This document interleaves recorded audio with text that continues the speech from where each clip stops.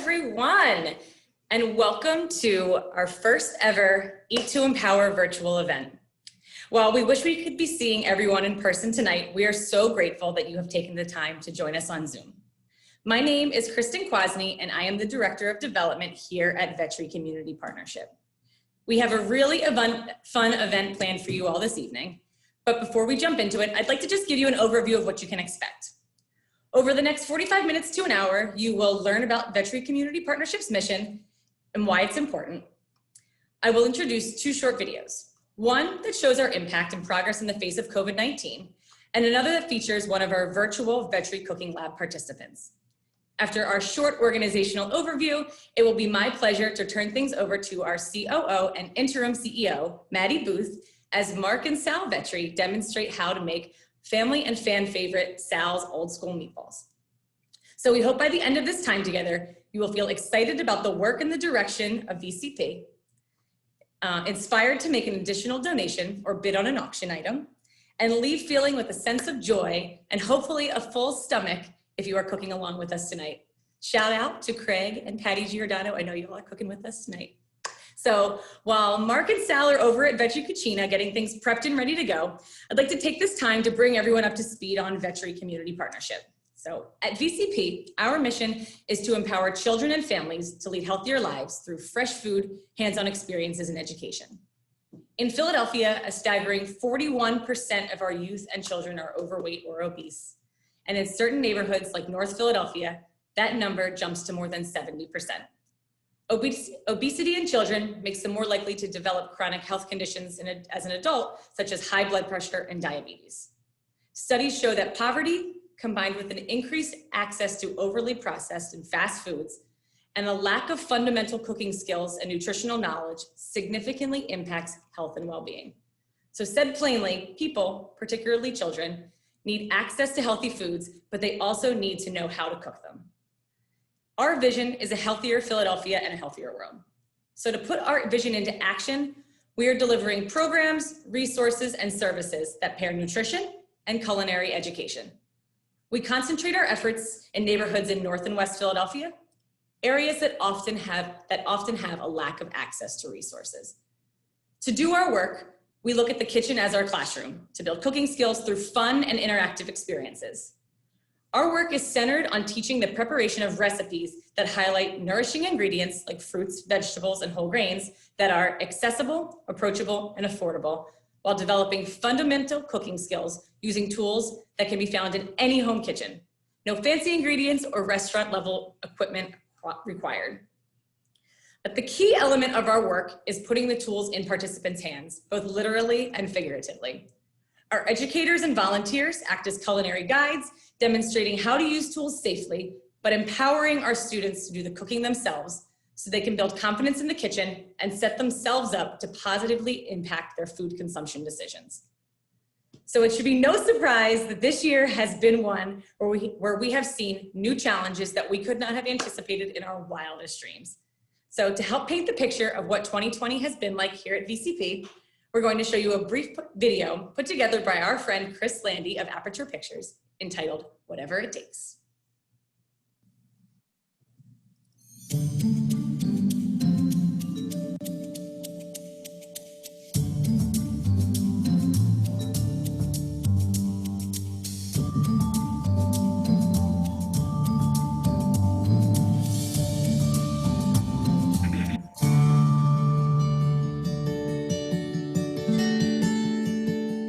As we reflect back on a transformative year for Vetri Community Partnership, whatever it takes has become our mantra as we were met with the need to adapt, adjust, and grow in new and unexpected ways.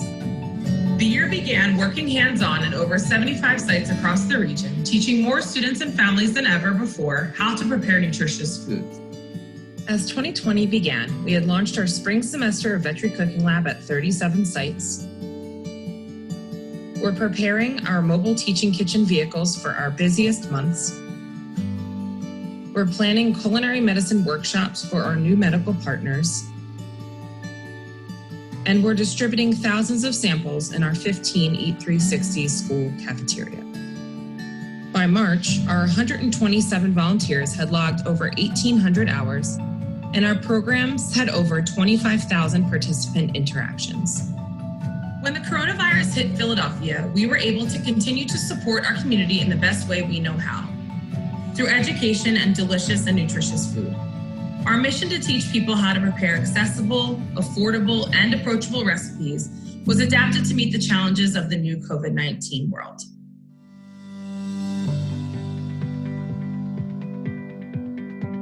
Thanks to the support of the PHL COVID-19 Fund, we started a new initiative we call Feeding Families, where we are preparing meals for frontline workers from the Hospital of the University of Pennsylvania and their families.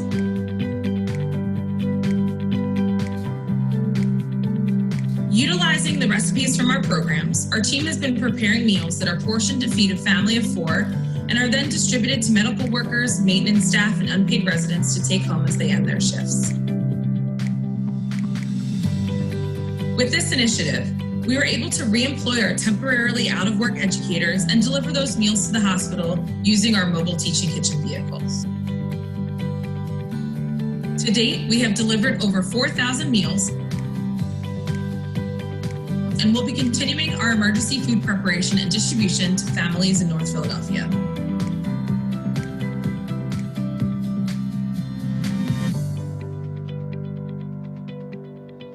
In a time of isolation and increased at-home cooking, it was vital that we move our programs to virtual platforms so that we could continue to connect with our community. Vetri Community Partnership has always been an organization based in learning.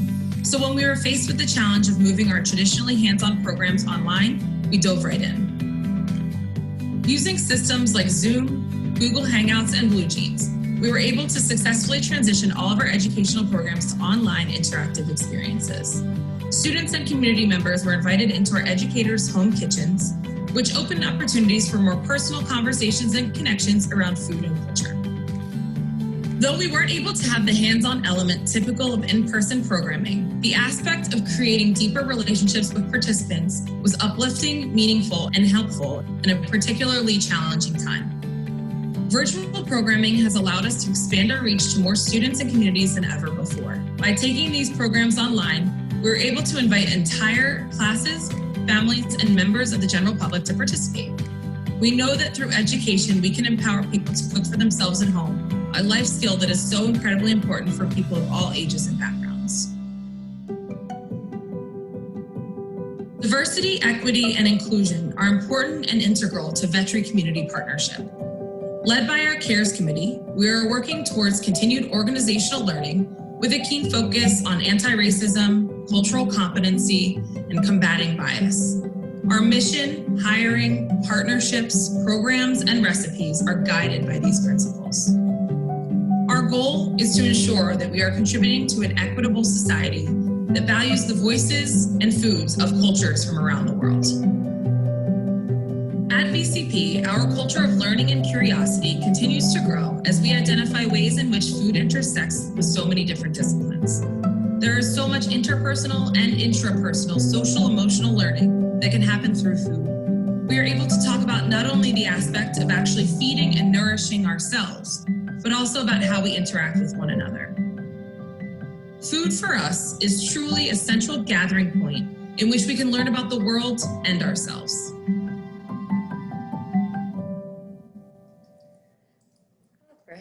Thank you again to Chris Landy for helping us put this video together.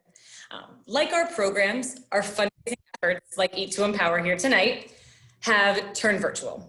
When we postponed our event back in March, we were really nervous about what the future had in store. But through your contributions so far, together for this event, we have raised over $60,000. Dollars that will go directly towards empowering Philadelphia and Camden's children and families to leading healthier lives. I would like to thank all of our sponsors who have stuck with us while we've figured it all out, particularly our Kale Yeah sponsor, the Emerson Group. We also would like to thank our Cherry on Top sponsor, IBEW Local 98, and our Tuda Mango sponsors, M&T Bank, Clifton Larson Allen, Toast, Aramark, Jeff and Margie Honickman, and Paperless Solutions. I would also like to thank all of the individuals and companies that donated items to our silent auction this evening. We have some really amazing packages available for bidding. You should actually be receiving a text right now that will help you download the Givey app if you have not done so already, so you can place your bids. Just earlier today, we actually added a brand new item. Mark and the team over at Vetri Cucina have donated dinner for 6 at the counter. So it might not have been on there last time you saw, so we do have some new items. So go ahead, take a look, and bid high and bid often. The auction closes at noon sharp tomorrow. So now I'd like to introduce you to 2 very special guests, our friends Manny and Jessica. We met Manny this summer during our first ever virtual Vetri Cooking Lab workshops that he participated in at Holy Innocents in Northeast Philadelphia. So we have another short video to show that will highlight Manny's experience with our programs.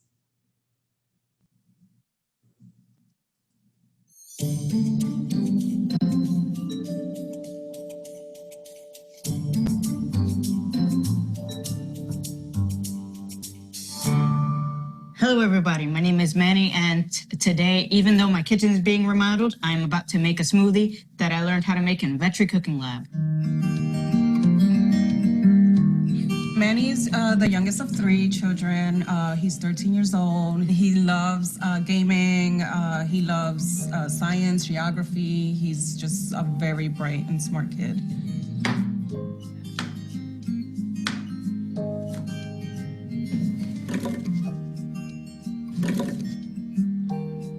Prior to this class, Manny had 0 interest in cooking. My husband, who does most of the cooking for us, he would invite him over, watch me cook, like you're gonna need to learn how to cook if you ever wanna live on your own. So he absolutely had 0 interest. And then after this class, he's just really been into it.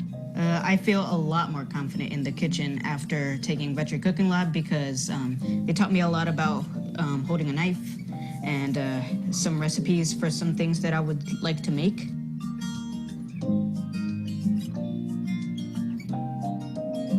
Right now, I'm currently peeling the skin off this ginger so that later I can cut it and put it inside of the smoothie. It's gonna be really good because of all the ingredients that I'm gonna add. Right now, I'm doing the rock and chop knife position. We use the rock and chop to get the pieces really small.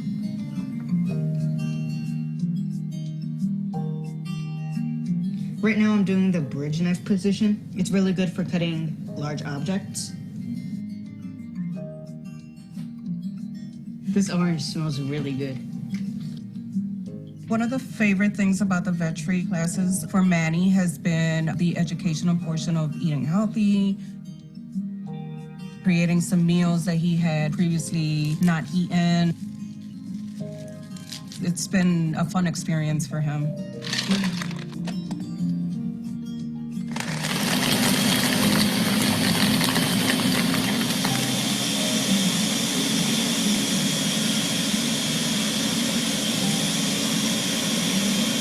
This is the Green Dream smoothie. I think it was very pleasant to know as a parent that Manny was able to learn something different other than just taking classes or gaming. He spends a lot of time gaming, which I don't really like. And this was actually something positive to do online, and it's something that I feel that will be impactful later for him in life. Thank you.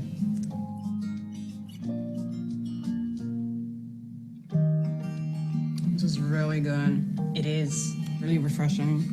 How do you like it? really good. Yeah, I enjoy it. I love it.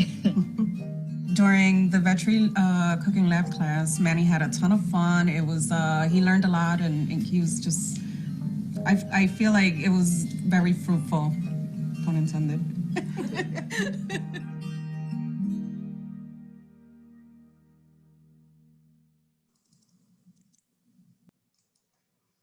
All right. Thank you again to Manny and Jessica for participating in Vetri Cooking Lab and for sharing your experience with us here tonight. Across Philadelphia and Camden, there are students and families just like Manny's who are experiencing joy from our programs. Not only are we preparing our students for a lifetime of making nutritious choices, but are also helping them to learn to collaborate, or sparking curiosity, supporting them in connecting with their peers, and are helping to foster a newfound interest in food and cooking. Whether it's virtual or in person, we need to continue to do this important work for the health and future of our community. So thank you to everyone that has donated thus far to support Vetri Community Partnership. We are so grateful for your contributions and investments into our community. So before I turn things over to Maddie, Mark, and Sal in just a moment, I would like to invite you to consider making an additional donation or to take a moment to bid on our silent auction to deepen your impact. Again, you will be receiving a text and also an email shortly where you can follow the prompts to make a gift. Thank you. So now is the time that you've all been waiting for. As an organization that's rooted in delicious food and family, we wanted to bring you all an experience today that reflects this. So over at Vetri Cucina, we have our co-founder, Marc Vetri, and his father, Sal, set up and ready to go to take you through an old school family recipe, Sal's Meatballs. And Maddie, our COO, is going to be leading everyone through the recipe. Maddie, are you ready to go? Let's do this. So hi, everybody. Thank you so much, Kristen. We are just so excited for this fantastic event and so excited to be able to bring all of the things that we love into into play here with family and food. So just a little bit of housekeeping. So my name is Maddie Booth. I am the COO and interim CEO of Vetri Community Partnership. And I think I was nominated for this because I actually started in the Vetri family, working at one of Marc's restaurants way back when. So thanks for letting me join the family cooking here. For any questions for Marc and Sal as they cook, please feel free to write those into the chat. You can either direct them towards me specifically or for the group. And otherwise, here's my good joke for the day. Let's rock and roll some meatballs. What do you say? We need to unmute you guys. Hold on, we can't hear you. There you go. Action. You can hear us? Hi, Maddie. Hi, everyone. You think that you were nominated for this? Why? Because you work for us? No. You were nominated for this because you are incredible and we love you. So that's Well, all right. Now I'm blushing. oh, God, stop. Carry on. Meatballs. Meatball. Shut up, stop talking, make meatballs. Hey, guys. How is everybody? Thank y'all so much for being here. So obviously normally we make super healthy food with like really nice vegetables and all that stuff. However, we're not going to make super healthy food right now. We're going to make meatballs with some red sauce. All right. This is my father Sal. So what is it? Red sauce or is It's it? red sauce. Is it red sauce or is it called gravy? It's called gravy. It's called gravy. All right. We need to establish that because I was on Instagram today and everyone was yelling at me. It's gravy, not red sauce. All right. So we're going to make that. We're going to mix the meatballs. We're going to fry it up. The recipe, guys, also, so you know, is right in the Rustic Italian book. This is obviously years ago. Look how young you look, Sal. Hold off, let's see the difference. Anyway. It's only 25 years. You haven't aged a day, Sal. Yeah. Okay, so you start with the sauce. So these are actually, don't you start over here. Yeah.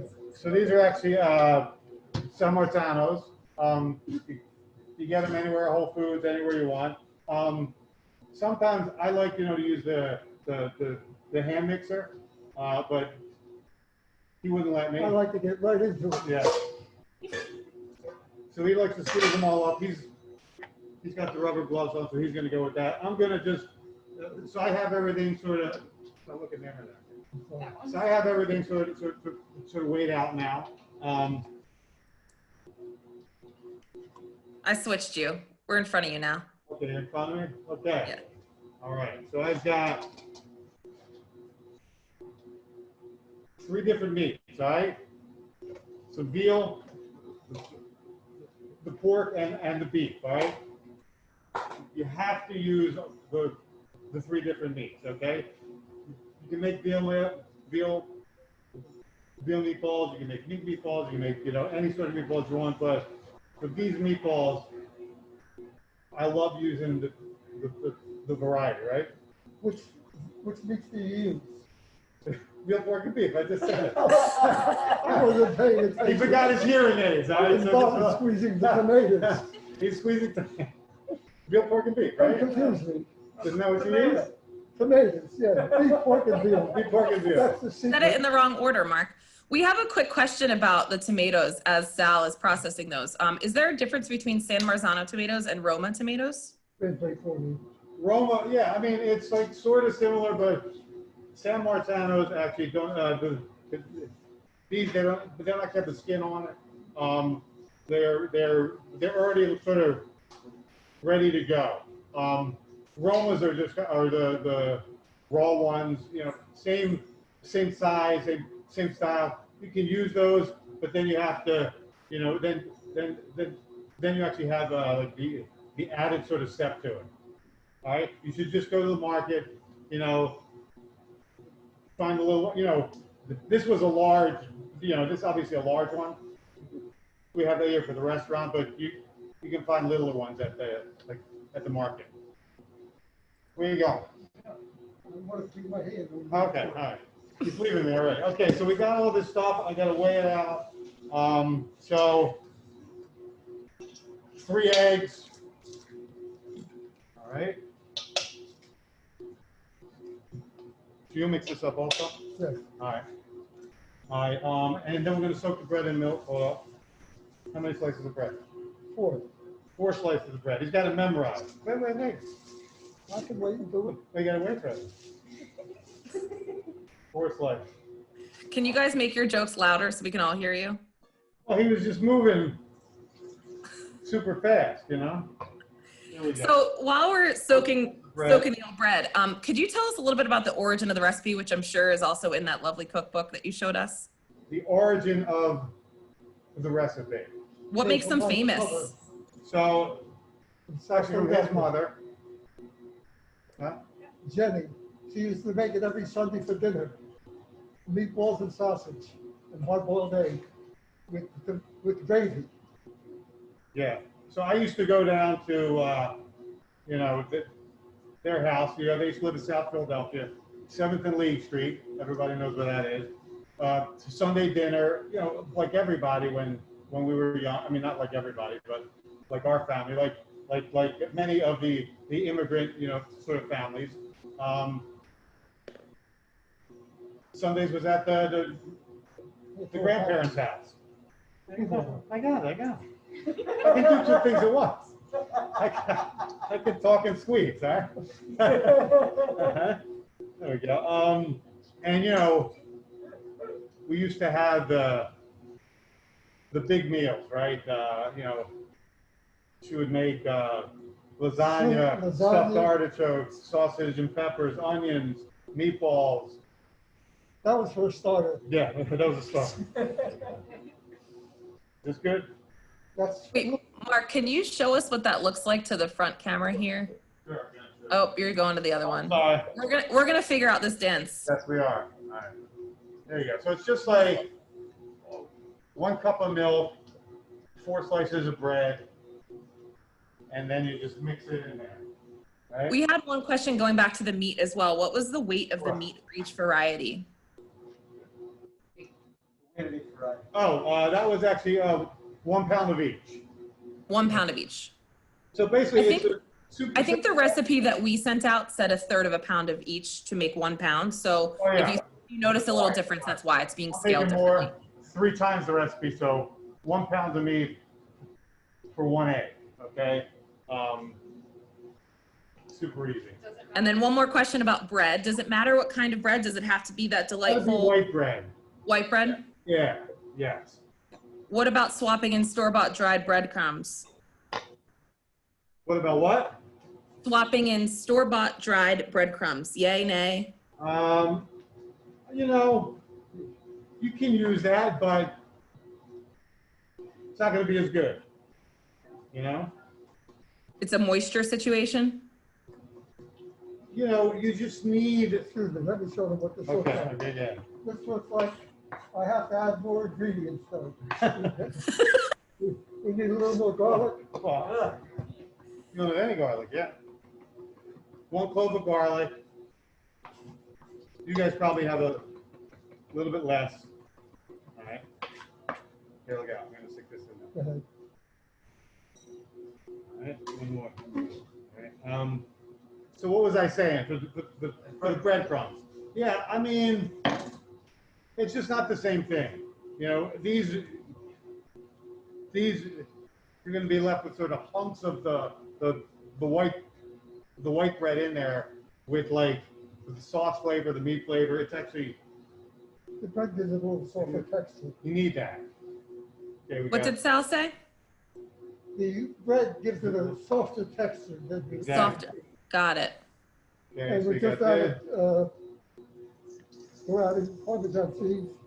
You got the parsley, the Parmesan, the salt, a little more. That's enough. Oh, fine. When I was lining it all up today, he was looking at me like, what are you doing? I'm like, what do you mean, what am I doing? I'm like, weighing everything out. He's like, you don't weigh that out. You do it. I'm like, all right, well, I'm weighing it out. You know, for everybody who's. I never weighed it out. I just use my hands. So you talked about Sunday meals with your family. Is that something that you still try to do? I know obviously lives are different now, but what are family meals like for the Vetris these days? What did she say? Well, Family meal now. what are family meals What are like family now? meals like now? You know. My wife phones in an order. It's a little different in my house. It's a little We got different. 3 kids. I eat at Mark once in a while when he cooks. Yeah. Sometimes they're over at our house for dinner, but other than that, My wife phones in for dinner. they're on their own. You know. Beautiful. I can only handle them every other weekend or 2. You know.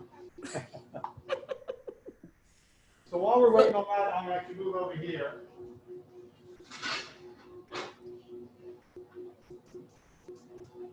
Now I'm gonna start the sauce. All right. So a little bit of olive oil. A little bit. So you want to have enough olive oil. Oh, you have your hand. Sorry. Can I do it? I don't know if I'm supposed to add on that. All right. Thank you. So have the olive oil here, and then I have about half an onion and one clove of garlic as well. All right. So we're gonna let that. So we're gonna let that simmer up a little bit. Then we're gonna add the San Marzanos. Okay. So right now the meatballs are ready. Yep. All right. So meatballs are ready. So we're going to flour them up right now. Hold up 1 second, I'll fly.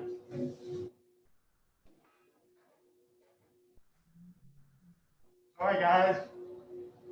Flour. Sorry, I left you for a little bit. Sorry, you were letting everybody catch up for those who are cooking. Okay. We have at least a few people cooking along. Okay. So we So have now- a question about said flour. Why are you tossing them in flour? What's the deal? You're going to fry them up now, and you get that helps with that nice outer sort of layer. Very important. Hot oil, fry them up, but you have to have some flour right on the outside of it. So crispy on the outside, but soft on Crispy on the outside to start. Is that a good sign? That's a good sign. That's a good sign. All right, so he's gonna round them all up, just kind of line them up. Right? Looks pretty good. Is baking meatballs ever a good idea? You can bake the meatballs. I mean, again, you don't have to add the white bread. You don't have to roll them in this. They're just not going to be as good. You know, this is the way to make them so they're like really amazing. So they're famous. And there's levels of amazing. You know, this is the old school way. Move over. Yeah. He's yelling at us. As you should. Make sure it's good. Let me just make We're gonna sure go it's to good. front view here so we can kind of Fantastic, see guys. Sal's All right. methodology here. That's perfect. Mmm, Great. I'm glad I'm on this view. Sushi grade meat, don't worry. We also had a question about broiling. This is Okay. your method, but you can do whatever you want, basically, is what you're saying. They're just not gonna be these famous meatballs. The flavor's great. So watch your sauce.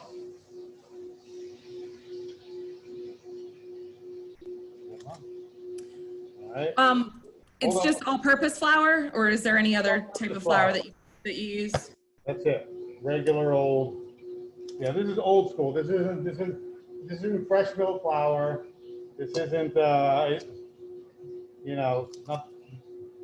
nothing fancy. Love it.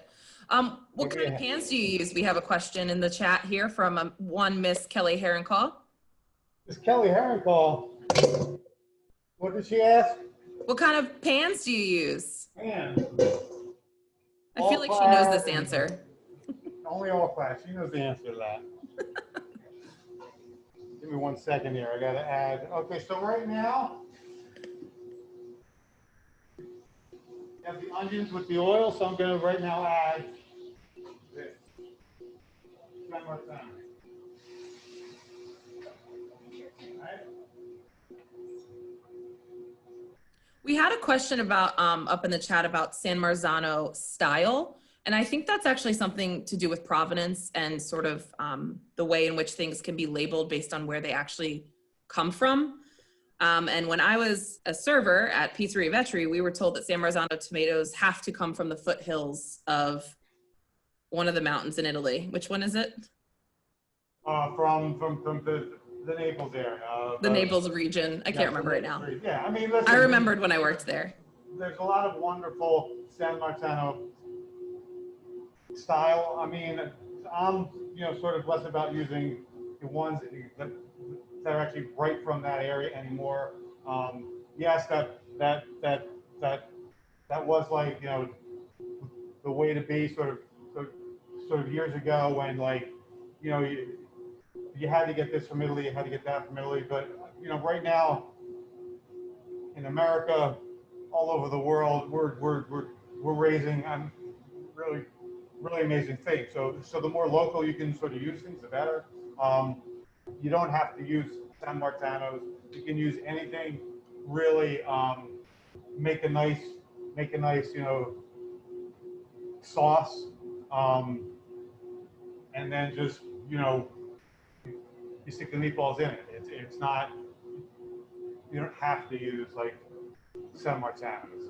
It just makes it a little bit easier, obviously, but you can use fresh ones also, but then you just have to make a sauce with it. Totally. So it looked like Sal was dunking his hands in water. Is that what was happening with the rolling process? Makes it easier so they don't actually stick to your hands. Okay, Awesome. but now we're going to roll them in the flour. All right. So now we're going to start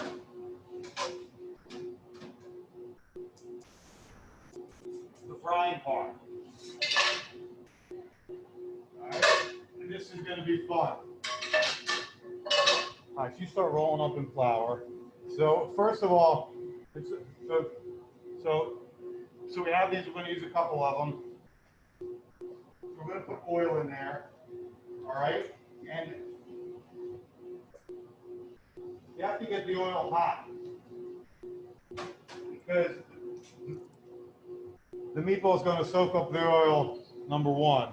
Second, if it's not hot enough, it's going to stick, okay? And you don't want it to actually stick to the pan, okay? So it's very important that they're hot enough. Okay, so we're going to wait, and we're going to make these things get really hot, okay? Flour, and then, we're going to just kind of roll these up like this. So we have a lot of questions in the chat. I'm just going to use a few of them right now. The first one is, those are really big meatballs. Yeah. What are the size? Is the size part of what makes them achieve the highest level of excellence? I don't know, but that's just how we made them. You know, I don't know. You can also make them little. When we had them on the menu at Madame East, we had them little. When I make them for like a Sunday meal, I like them large. I don't know. So similar to that question, I think there were a few questions which you might get to, but I'll just let you know. Okay. There were a few questions about how do you know when they are just right when you pan fry them, and like how do you know that they're cooked to the correct? They're not, because you want to just like make the outside really nice and brown. Then you want to finish them in the sauce for another hour, So slowly. got it. Perfect. Okay. We also have a question about an air fryer. Would you ever do that? Or could you? I have never used an air fryer. I am open to all new things, but I am not hopeful. But I don't know. Listen, I'll try it. Sure. We also have a question about if you have fresh tomatoes, what would you do differently for the sauce? Would you peel them, parboil them, cook them down for a long? I would actually slice them up, and I would make like a sauce out of them, right? So you slice them up, you start sauteing some onions, a little bit of garlic, you add them in there, saute, then add a little bit of water, reduce a little bit, and then use like some kind of hand mixer to just make a sauce, you know? Perfect. Exactly. Thank you. I think I hit a few of those in there. My mom asked if you could cook the meatballs in the gravy, but you already answered that. So thank you. Yeah. You might not be able to see this right now, but the oil's really hot. It's like starting to sort of smoke up a little bit. Okay? We can actually see a little bit of a ripple. Yeah, so I'm gonna lay these in here, like gently, you know?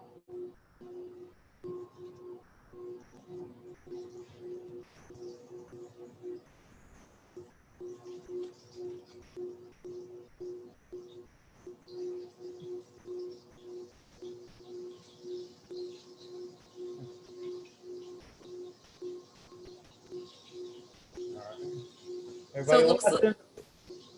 Sorry? Everybody watching? I think so. I think everyone's pretty riveted. You have made a lot of meatballs. So for 3 pounds of meat, 3 pounds of meat? what's the yield? Good enough. Let's try that. All right. All right, so now, very important. So leave them on there for a little bit, all right? But then, very important, use a fork. Okay, you want to roll them with a fork. Okay, the issue is if you use the spoon, you're going to end up flipping oil on yourself. The trick. Forks. We have a lot of questions about the oil, Mark. What kinds? Now watch. Oh, I'm coming. Here we go. Look. See how they're sliding around?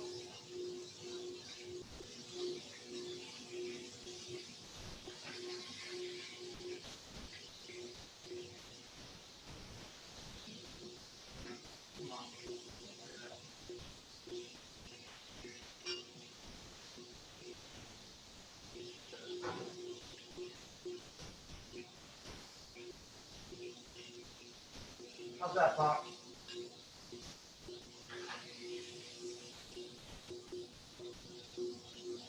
The hot oil really like makes this work good.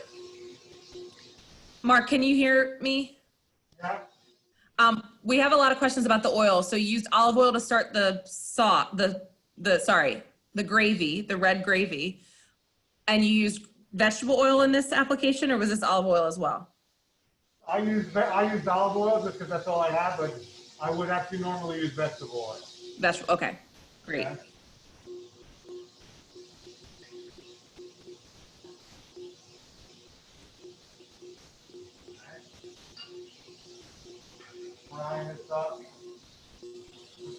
Hey Sal, how is he doing?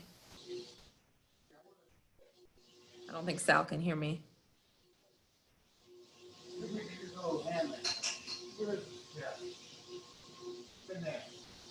We're gonna get, you guys there? I'm making connect. Yeah, you're good. I got it. So here's our sauce right over here. Okay, Sorry, we were having a cameo from the one Jeff Benjamin. I'm moving all around. I got you.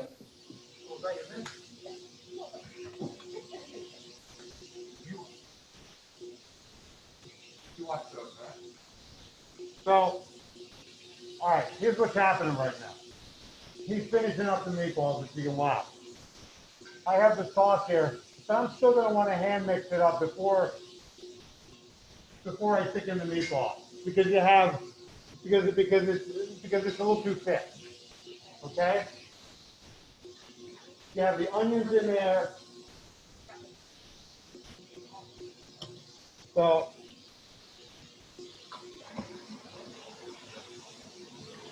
you just hit the sauce right there. You all right, Pop? All right. Sorry? I'll buy one.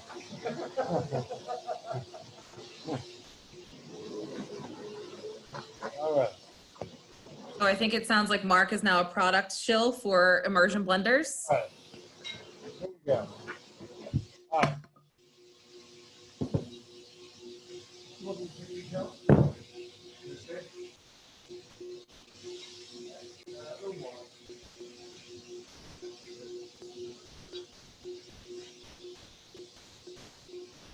Hey Mark, can you hear me? Here, Mark? Sizzling. We have a question about oil management. Do you What use was the same that? oil? Do you use the same oil for numerous batches? And or do you have to clear it out every time? You can use the same oil, unless they stick. You can do like one more batch in there, I think. And then it would be too. Yeah, but a third batch wouldn't work. See how the oil is right now? It's like you can still use it, and it would be fine. But a third batch, I don't think would actually work well. Okay, great. Third batch wouldn't work, but a second batch. But if your oil wasn't hot enough, also, you're going to get the meat in there. It's going to stick, and then you're going to be left with meat like on the bottom of the pan. Then you have to wash the pan and use new oil. You know, but if you make it right, hot oil, you start off with the meatball. You can use the one. Perfect. All right. So if hypothetically you weren't finishing these in a sauce, what would you do to ensure that they were cooked all the way through in the pan? Stick them in the oven for about 10 minutes, probably. Okay. Yeah, that's it. Yeah, and they'll still be wonderful, right? But the sauce really finishes it up nicely. Okay. I love that Sal was cleaning as he went back there. Of course. Legend. So now we have all these amazing meatballs, and then we're just going to put them in the sauce. So they're still like they're still raw. Okay. So we're just going to stick them right in here. We have a question for Sal from Barbara via Jeff Benjamin. Will you bring home some meatballs? What's the question? Will she be getting any tonight? Will Barbara be getting meatballs? How did I know that? Did she find out how to bring you up? She said that her call out order today was to you to bring home meatballs. She couldn't figure out how to get on the line tonight. She just said Benjamin, and he got her on. But she'll be getting meatballs for dinner. All right, perfect. So now, all right, through the magic of the Food Network lab here we have. So we're going to stick these on for about another 45 minutes, hour. slow cook. All right. However, I happen to have one of these that I made last night. And excuse me one second.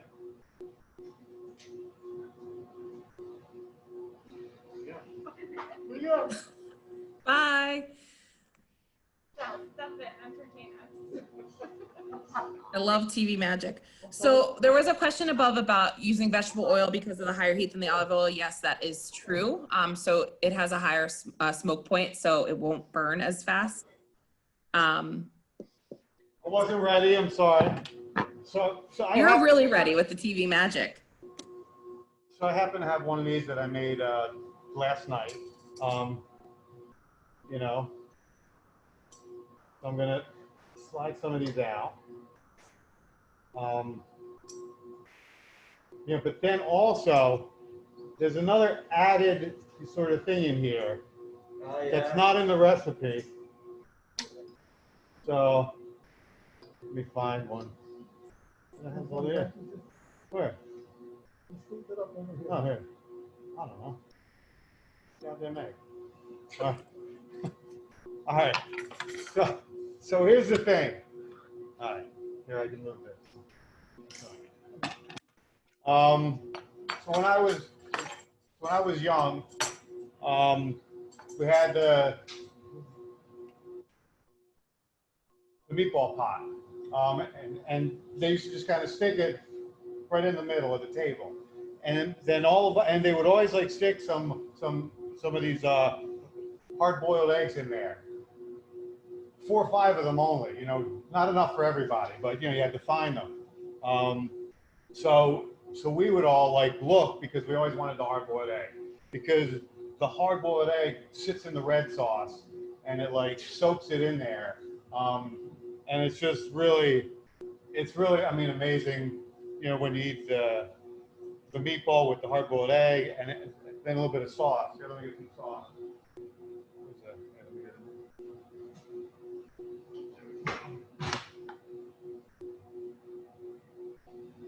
So you got this, you got your egg. The egg is already hard boiled and then put into simmer? Exactly.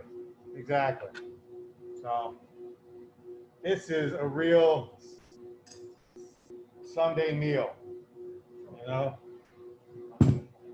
We have a question about, Mark, we have a question about the simmering. Do you simmer with or without the lid? You simmer it with the lid. With the lid? Slowly. And for, you said 45 to an hour? 45 minutes to an hour, yeah, that's fine.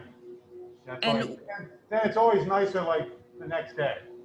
oh, for sure. And Yeah, then we make just it Saturday for Sunday. I mean, you can eat it right away also, but it's actually nicer to make it one day early. absolutely. And then one other question was, what internal temperature are the meatballs before you add them to the gravy? Or I guess, what internal temperature would you measure for them to be cooked through? Yeah, someone asked me that online. You know, we're not sous vide meatballs here. We're just making meatball. I don't know. I don't know what the internal temperature of a meatball is. You know, this isn't medium rare. You know. I can't believe this. We cook the meatball. You're supposed to be an encyclopedia. Meatball. I know, but I mean, we're not looking at, you know, well done. I hear you. Rare, right? I mean, hey, wait a minute. Let me ask my father. What's the internal temperature of a meatball? Medium rare. Medium rare. There you go. Medium rare. I'm into it. Medium rare meatballs. Some like it medium well. Yeah. Yeah, you would just simmer for longer if you want it medium well, right? 3 hours. We also had a question about tomato paste. Do you ever use it in your sauce? I don't. I think it's not necessary. If you know how to make a really good sauce, you don't need it, I think. We also had a hi Sal from Carol in sunny Arizona sending love. Hi, Sal from Carol. I'm sending her love back. She can feel it. And we have a lot of people who want to come to Vetri right now for meatballs. Come on, we got a lot of meatballs. We got a lot. We're gonna send some home to my mom. But other than that, you can actually see we're open, so you know. We can. yeah, so we might be serving these lucky folks a little bit of meatball tonight. We have another question. We have actually a lot of questions because I think people are starting to realize we have about 5 minutes left. Do you chop or slice onions and do you cook them before adding the tomatoes? So I slice the onions super thin, and then I just basically saute them in the oil for a little bit. And because you're blending them up, you didn't have to mince them or dice them or anything like Worry that. about it. You have some? It's going to blend them up. And then we have, do you believe in adding sugar to your gravy?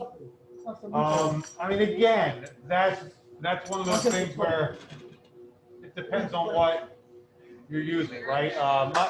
My San Marzanos were actually really, really sort of sweet. So I didn't have to add the sugar.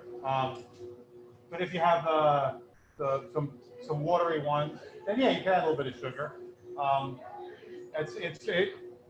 It's like sort of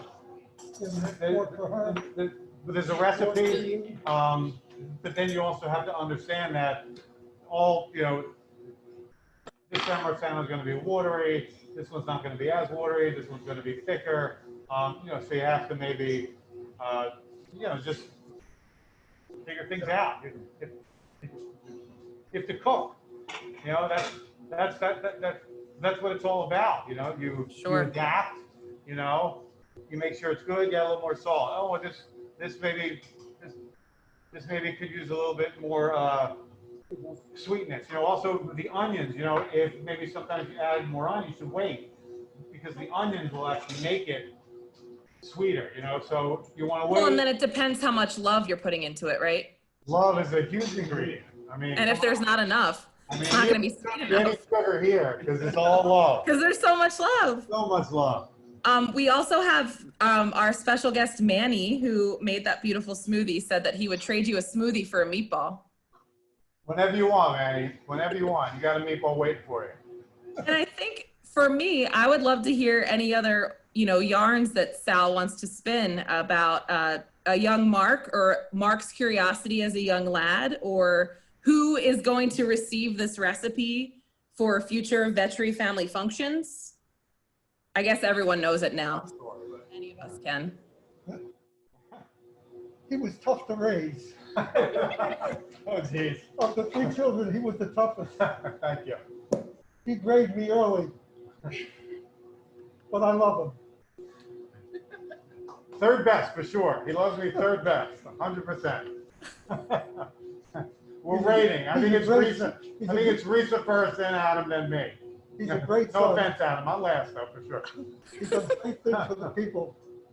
I love him. I love you. We love him too. Any last questions from anybody? Or if I missed one and you want to resend it, they were coming fast and furious, so I did my best here. Yeah, oh my God, there's a lot of folks on. I just want to thank everyone also.